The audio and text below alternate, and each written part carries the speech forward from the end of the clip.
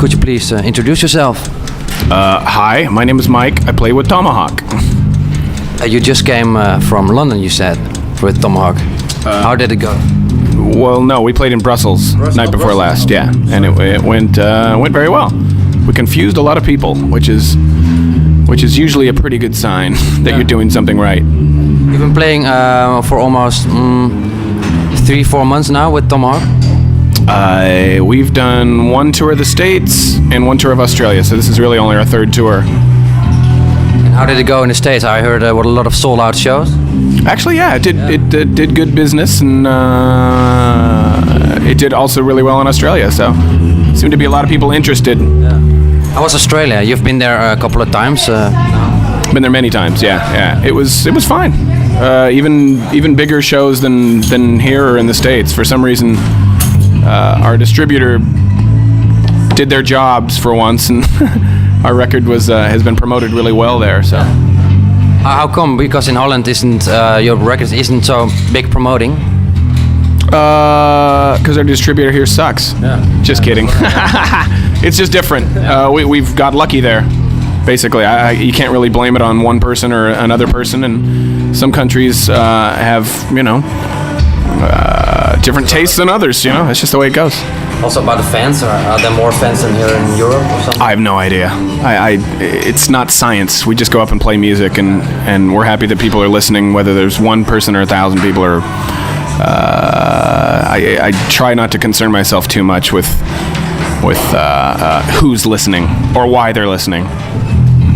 Could you tell, in short, the story of Tomahawk? How did you find each other? I heard something about tapes over the mail.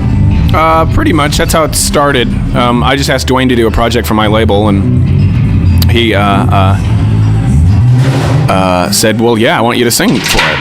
And I didn't expect that, but I didn't. I also thought it was a pretty good idea, and we put a band together. He basically wrote most of the music and sent it to me, and then I kind of mutated it a little bit and fucked it up and screwed around with it, and it kind of became what it was. How did you come up with John Stanier? Did you choose him? Dwayne had made contact with him even before he'd asked me to join, I think. So he was one of Dwayne's early choices. Is this only a project? I don't think so. Otherwise, we wouldn't be out here. If it was a project, there are easier ways to deal with projects. Keep them in the studio, do one record, move on. But this feels good and feels natural, and that's why we're touring it and pursuing it, and that's why we'll make more records. Did you expect to be it like this way, like interaction with the four of you? I didn't know what to expect, because every time you form a band, it's like pouring vodka in with 7-Up, in with Red Bull, you mix a lot of things up and you never know what's going to happen. Sometimes, boom, blows up. But this worked out nicely, even though we all come from different backgrounds and we're all different ages and blah blah blah. We had a good studio experience, and it felt like a band. Yeah. Sometimes you do that and it feels more like some kind of science project. But this felt like a band, so we decided, hey, let's go out on the road and continue it. You record the record somewhere in a desert, isn't it? No. Nashville, Tennessee. It's a cultural desert. That's our bass player, Kevin. You can scream. Yeah. How many people are singing? So also John Stanier also with the mic? I make them all step up to the mic. There you go. I heard also... Not very bashful, as you can tell. I heard also you're performing in a dress. Is that right? No. What? Yeah, somebody told me. Have you been reading porno mags or something? Oh, yeah. Last year you did a couple of projects, also The Lovage. Can you tell something about that? That is a project with... thanks, yeah. I really like it. I'm just friends with Dan the Automator. We're working on something else, and he asked me to do Lovage. Played me some of the stuff. I really liked it. And did you write the lyrics? Yeah. Together with Jennifer Charles. Yeah. And you did also some concerts, some gigs with that. How was that? We did a real short American tour, like 10, 12 days. How was that? Fine. It was really good. It's more like a vaudeville show than an actual rock concert. It's very different, but I enjoyed it. It was so comfortable that I had a hard time coming back to this afterwards. This is more like work. Yeah. That was more like you wear your pajamas on stage. Can we expect more about that? Yeah. There'll be at least more records. I'm not sure if we'll tour over here, but we've talked about it. Isn't it a great idea to make an album like full of cover songs, like old cover songs for you? Yeah. I just did that with Fantomas. I don't need to do one for a little while. But more like Frank Sinatra stuff or something. You know, somewhere down the line, I wanted to do a record of ballads with an orchestra, and I don't think that's going to be for a while. I got a few things to do before then, but it'll happen. What can we expect next after this long tour? After this, I'm working on this project called Peeping Tom, and that's with Dan the Automator. And after that, there were some 5 songs on the internet already, so it sounded pretty okay.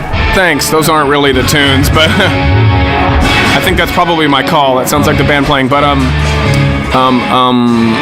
yeah. It'll. That's not really what it was. When is it coming out? Just don't know. I mean, we really have only basically begun to start recording it, so it's probably not going to be out to the end of the year. But yeah, I hope. Cool. Better be. And then I'm doing a record with the Dillinger Escape Plan, like a EP with them. Yeah, I heard about that. It's out next month or something?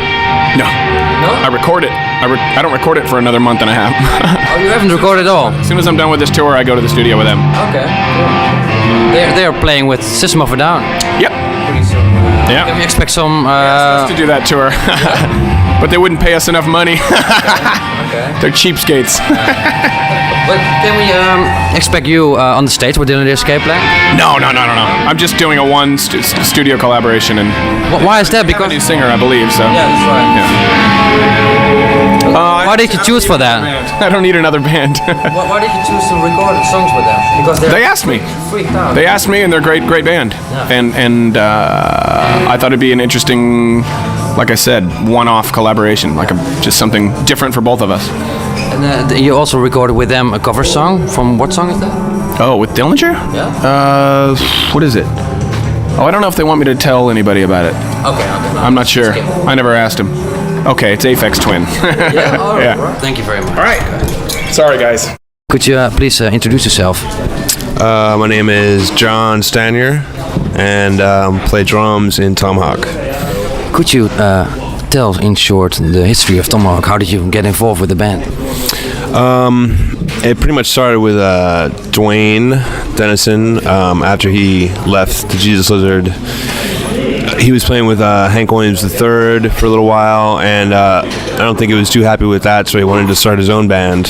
And he had told me about it a couple of times here and there, whenever I would run into him. And then I guess he hooked up with Mike, and then the two of them started talking about it a little more seriously, and Dwayne brought me into the picture, and Mike brought Kevin into the picture, and then we pretty much traded tapes through the mail, and then just showed up in Nashville and recorded the record in about 2 weeks. So that was the first time you actually met each other. The first time in the studio.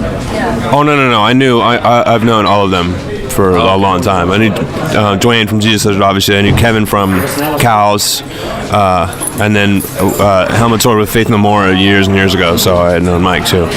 But you don't live in the same neighborhood. You come from New York? No, yeah, I'm from New York. Dwayne's from Nashville.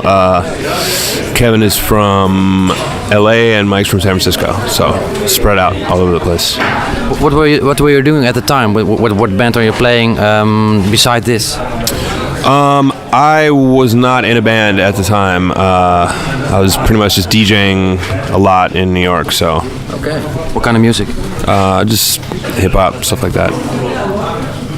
How did you come up with that?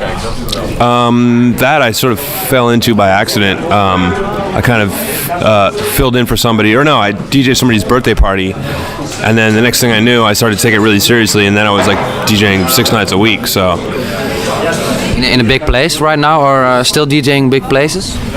Not so much anymore because it's a little hard to when you're constantly on tour. So, but I do every once in a while when I go back. and it was I'm starting to like travel now. Like I just DJed in Japan, that was fun, and I'm gonna DJ in a couple other parts in the U.S. besides New York. So Japan. yeah, that was fun. How did you get that? I have no idea. Just kind of happened. How do you feel about touring with this band? Because it's been a long time ago since you left Helmet in 97, 98. Something like that. Yeah. Yeah, it's just the same thing. I mean, half of the places that we're playing are, I think all of our old bands have played here before. So it's pretty much exactly the same thing. Everyone's super easy to get along with, and very, we've all been doing this for a really long time. So everyone's very professional about it.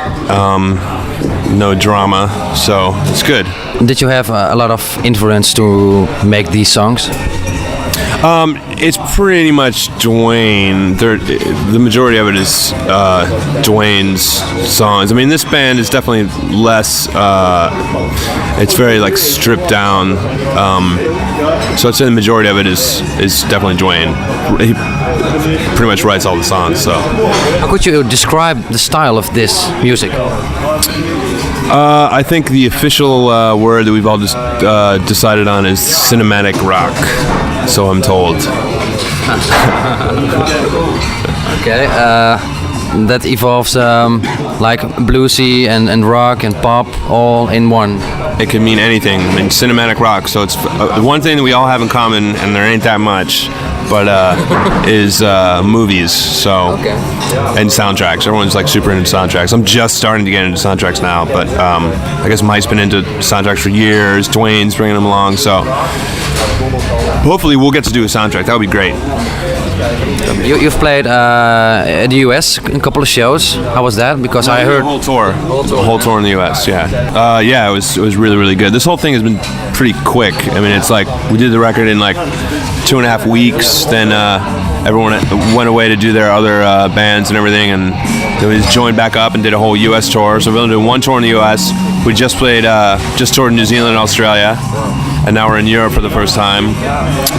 And I think I'm coming back here in the summer for some festivals. Festivals? Yeah. You know already which festival? No, I have no idea. But I'm sure a lot of them will do. And hopefully we'll get to go back to the U.S. and play all the places that we didn't play the first time around. You aren't in a band besides this one? Yeah, I'm in this band called The Mark of Cain. It's in Australia.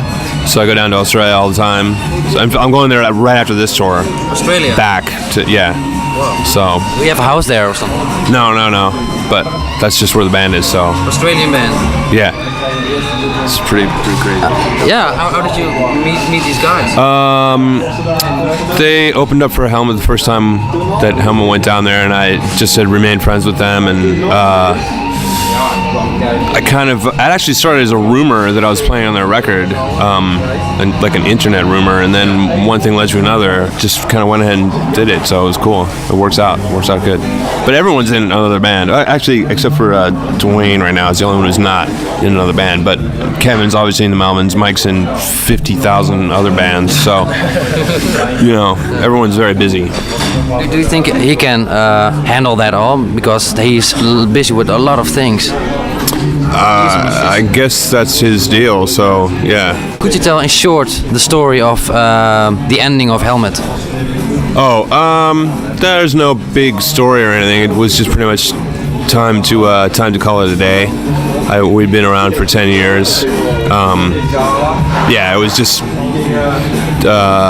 time to call it quits. No drama or fights or anything like that. It was just time to call it pretty much. So I heard that Paige is recording some new stuff or shopping by some record companies. Is that true?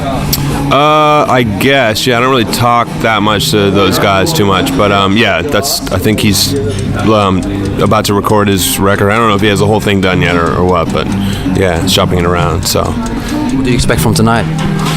I think tonight will be a fantastic show. First show in Holland? It's first show in Holland. And then I guess tomorrow is Amsterdam. And that's it for Holland this time around. Thank you very much. Okay.